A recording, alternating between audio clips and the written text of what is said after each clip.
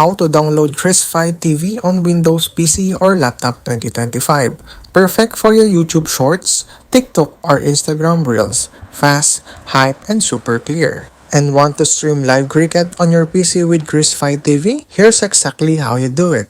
First, since Cricfy TV is an Android app, you need an Android emulator. Go to the Google and type BlueStacks or LD Player. Both are solid. Download it and install it, and then boom, your PC is now a virtual Android device.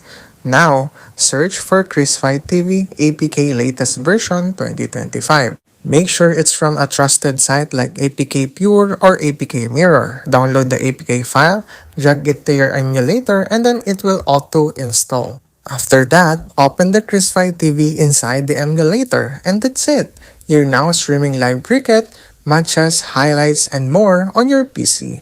HD quality, zero cost, no sketch streams, no lag, just cricket anytime. Hit that install, grab your snacks, and enjoy the match. And that's it.